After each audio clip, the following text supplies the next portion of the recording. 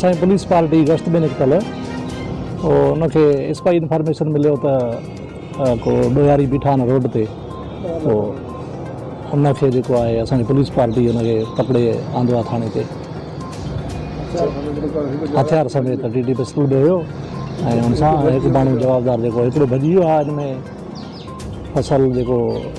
उहो आहे बाग़ में हिकिड़ो जेको आहे पकड़े वरितो पुलिस।